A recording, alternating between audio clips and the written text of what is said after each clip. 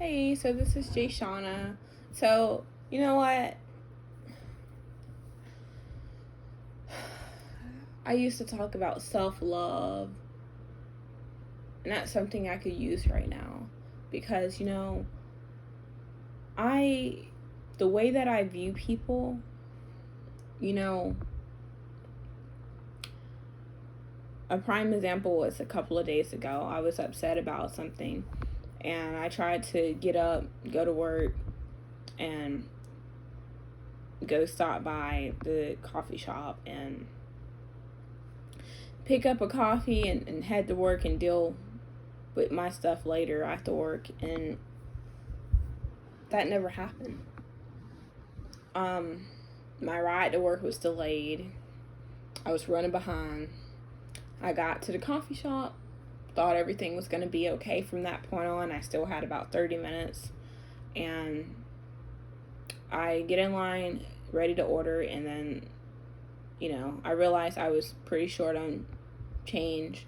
And I was asking the lady at the register about prices and sizes and suggestions, and she just was like, look, there's two people behind you, and this had to have taken about 2 minutes, 1 to 2 minutes, if that, of her time before she said that. And this isn't the first time she or anyone there has said that to me. They've been saying that to me for years. And I was like, I was here first. Like, is my money not as good as theirs? Like, and she's like, look, there's people behind you. As a cashier, and I've been cashiers several times. So I was hurt by that. I got upset.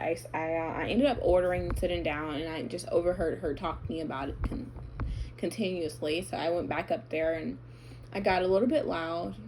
I didn't make any threats or anything, or I just was like, I'm tired of y'all freaking doing this to me, and like, y'all come to my job and order, and I don't treat y'all that way. And the manager was like, she didn't do anything wrong. And he said that, he was like, I would call the cops, you're making a disturbance. And he was like, oh, you want to stay in there? I'm calling the cops. And he walked out, called them, and they came.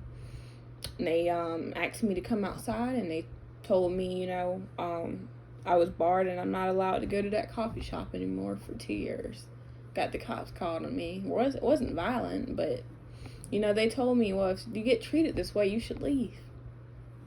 And the next day, I wasn't even mad about it anymore. I ain't threaten nobody, ain't go by there, just go on with my life. Because, I forgave them. One day, they might be short on change, Their kid might be in the same situation, and they're going to remember what they did to me. I'm not a perfect person. I got in trouble because I raised my voice, and I said a curse word or two. And my actions, I'm responsible for that. And I realized that. I realized that I'm a person. I got feelings. I'm going to get upset when someone do something to me. And the way that I handle that, I'm fully responsible for that. I'm fully responsible. That's why I didn't bother arguing with the officers, and I keep my distance. So with that being said, like I said, there's no reason that, even though they've treated me bad, and I've kept quiet sometimes I told other people about it. But the fact of the matter is, I'm not perfect. And as quick as I am to forgive them, people should be that quick to forgive me, but they're not.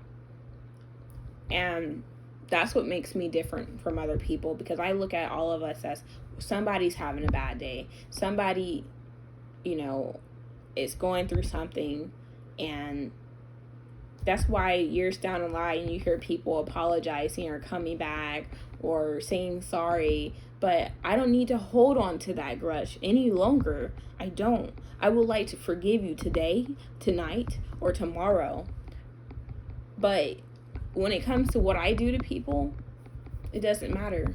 They don't give that same love and that same forgiveness back. And the Bible says that Jesus said you forgive up to 77 times. Because someone said, do I forgive a brother up to 7 times? He said 77. And we're just saying 77.